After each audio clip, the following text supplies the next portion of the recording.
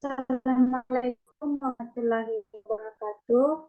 Kami dari kelompok 5 Ikatan Kimia yang beranggotakan yaitu Deli Sarasetia dengan NIM akhir 50, ada Risma dengan NIM akhir 45, kemudian ada Putri Ragita Wijaya dengan NIM akhir 38, ada Maria Cindy dengan NIM akhir 36, ada Lela Marida dengan NIM akhir 46, ada Kak Carmila dengan NIM akhir 16, dan saya sendiri dengan Rusda dengan NIM akhir 41. Materi yang akan dijelaskan yaitu ikatan logam dan ikatan hidrogen. Materi yang pertama yaitu ikatan logam. Nah, apa itu ikatan logam? Ikatan logam adalah ikatan kimia yang terjadi antara unsur-unsur logam.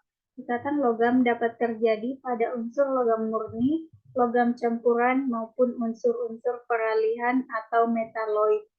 Atom logam cenderung melepas elektron dan bermuatan positif dengan elektronensi yang bermuatan negatif. Elektron-elektron tersebut dapat bergerak bebas di sela-sela ruang antar atom logam dan membentuk suatu lautan elektron. Next. Nah, lautan elektron ikatan logam yang dimaksud yaitu seperti pada gambar yang terlihat di mana semuanya tersusun dengan atom positif yang dipenuhi dengan atom negatif di sela-selanya.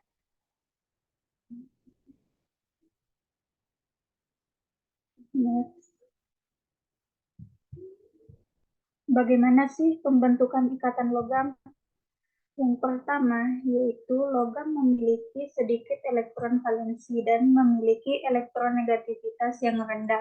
Semua jenis logam cenderung melepaskan elektron terluarnya sehingga membentuk ion-ion positif atau atom-atom positif atau kation logam. Yang kedua, kulit terluar unsur logam relatif longgar atau terdapat banyak tempat kosong sehingga elektron terdelokalisasi, yaitu keadaan di mana elektron valensi tidak tetap posisinya pada suatu atom, tetapi senantiasa berpindah-pindah dari satu atom ke atom lainnya.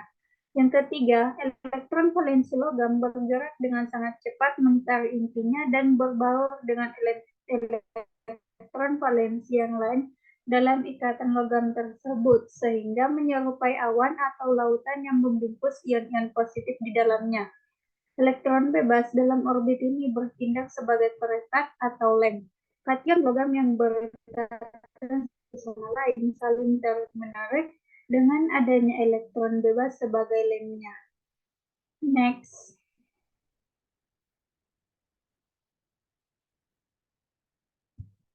Kemudian apa saja ya ciri-ciri ikatan logam?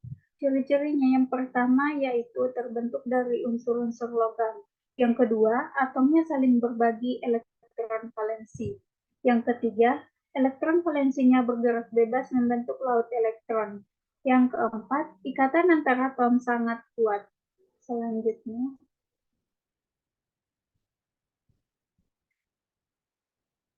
untuk materi selanjutnya akan dijelaskan oleh teman saya. Kepada Putri Regita dipersilahkan.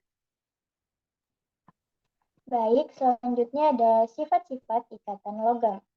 Nah, sifat-sifat ikatan logam memiliki titik didih yang tinggi, memiliki titik leleh yang tinggi, pelenturan, konduktivitas listrik dan thermal, dan duktilitas. Next.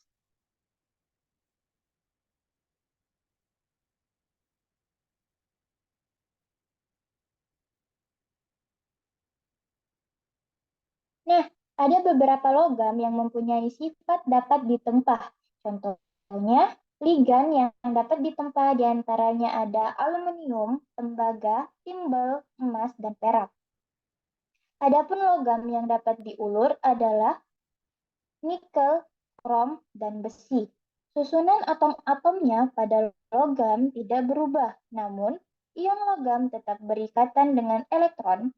Hal itulah yang menyebabkan logam dapat ditempa dan diulur. Selanjutnya,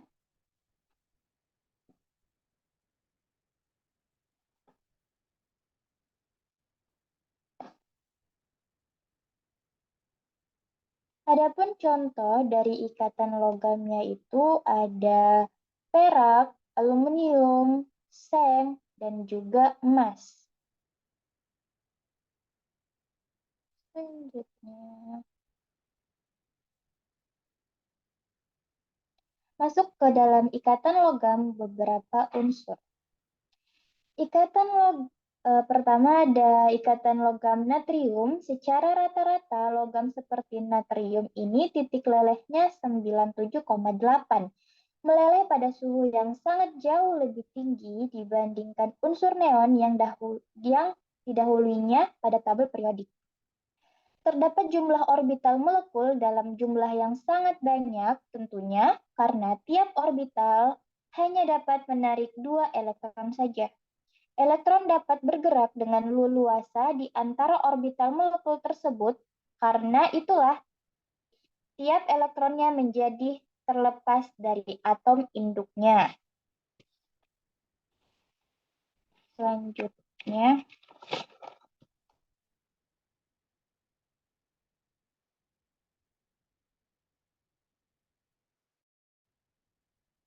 next.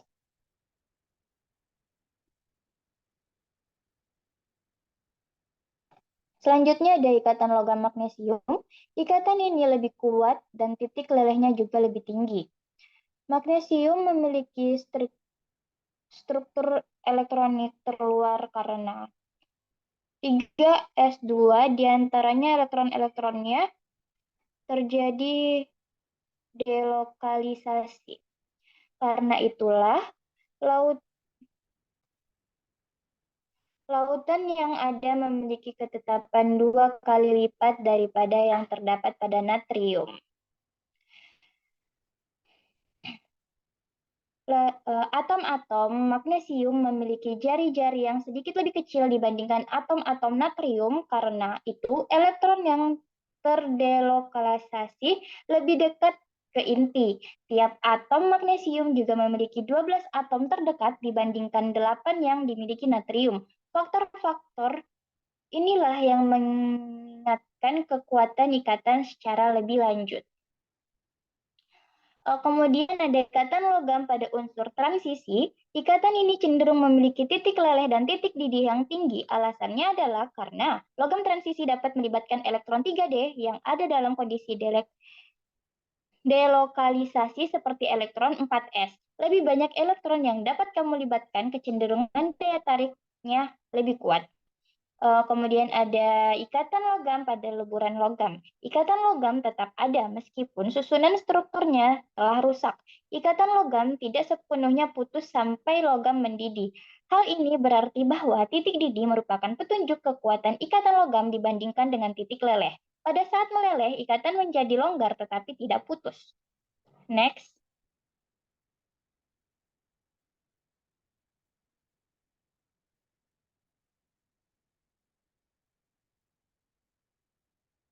Kemudian masuk ke materi hidrogen.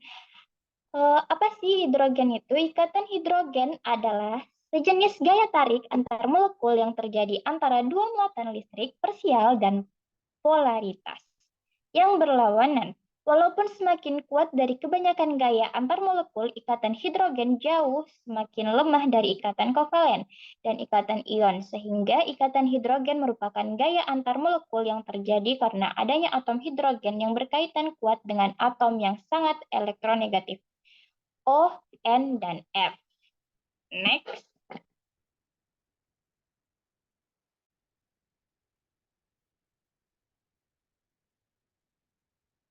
Nah, jenis-jenis ikatan hidrogen ada dua. Yang pertama ikatan hidrogen antar molekul, yang kedua ada ikatan hidrogen intramolekul.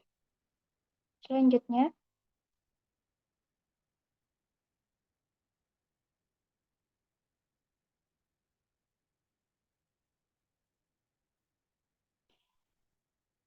efek ikatan hidrogen. Pada larutan alkohol larut dalam air tetapi alkana tidak. Hal ini karena senyawa ikatan hidrogen antar molekul dapat larut dalam pelarut ikatan hidrogen antar molekul. Molekul polar seperti alkohol dapat masuk ke dalam dua molekul air yang membentuk ikatan hidrogen, sedangkan dengan meningkatnya rantai karbon dalam alkohol, kelarutan menurun karena rantai panjang menghalangi pembentukan ikatan hidrogen.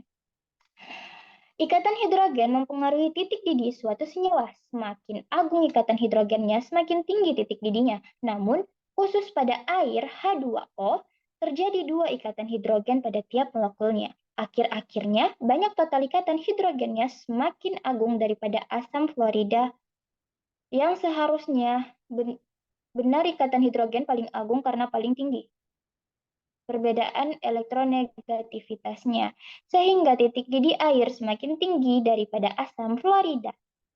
Titik didih zat dengan berat molekul yang sama atau serupa diharapkan memiliki titik didih yang sama atau serupa titik didih enter dan alkanah dengan berat molekul yang sama tidak berjauhan.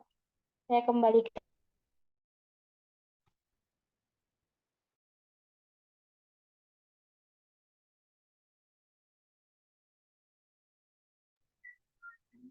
Materi selanjutnya yaitu pengaruh ikatan hidrogen, di mana gaya antar molekul tentunya mengaruhi sifat fisika dari satu zat. Salah satunya adalah titik didih.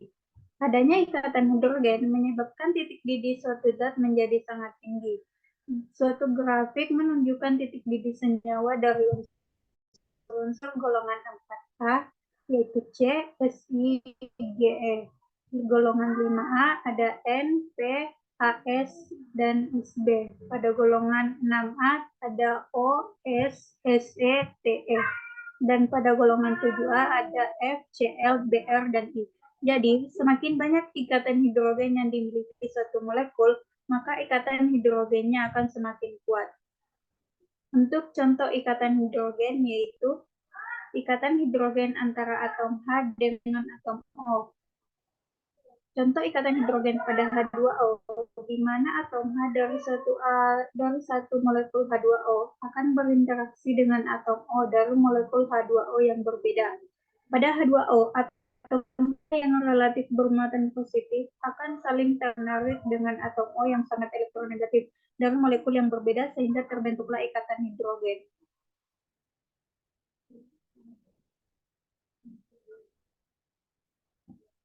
Nah, sekian dari materi yang kami sampaikan.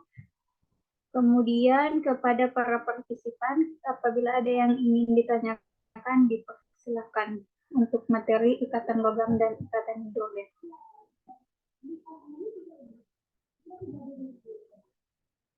Ya, saya persilakan kepada Risma. Baik, saya ingin bertanya pada materi ikatan logam. Nah, mengapa uang logam berkilau saat terkena cahaya?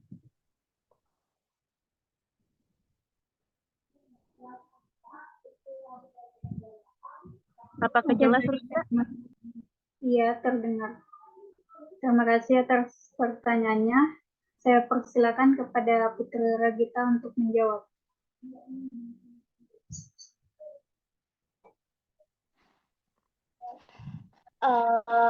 Jawabannya, uang logam bisa mengkilap atau berkilau dikarenakan cahaya yang mengenai permukaannya, yang mengenai permukaan logam yang dipantulkan oleh elektron. Logam juga bisa mengkilap dikarenakan terjadinya pelepasan energi berupa gelombang cahaya saat proses eksitasi elektron. Sifat mengkilap dari logam ini disebabkan karena elektron valensi yang tereksitasi saat cahaya tampak terserap oleh elektron, sehingga sebagian elektron valensi logam akan tereksitasi. Kembalian ke Rusda. Ya, baik, terima kasih atas jawabannya. Kemudian saya kembalikan kepada Risma. Bagaimana? Iya, sudah cukup jawabannya. Terima kasih. Sama-sama. Kemudian, jika ada yang ingin ditanyakan lagi, dipersilahkan. Saya ingin bertanya, Ibu. Tadi kan Ya, dijelaskan. kepada Lala Marida dipersilakan. tadi kan dijelaskan itu mengenai ikatan hidrogen. Nah, kenapa sih ikatan hidrogen itu memiliki titik didih yang tinggi? Sekian dan terima kasih Bu. Apakah jelas? Iya, jelas. Terima kasih atas jawaban pertanyaannya. Di sini saya akan menjawab sendiri, yaitu ikatan hidrogen sangat berpengaruh pada nilai titik didih, karena ikatan hidrogen memiliki energi ikatan yang besar. Dengan energi ikatan yang besar, akan lebih sulit mendidihkan atau memisahkan atom tersebut, sehingga nilai titik didihnya semakin tinggi. Saya kembalikan kepada Lala Marida, apakah jawabannya cukup? Cukup Ibu, terima kasih.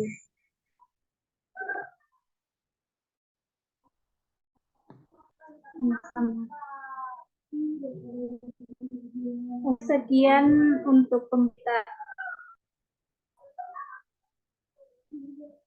hari ini. Saya ucapkan terima kasih. Sama-sama, Bu.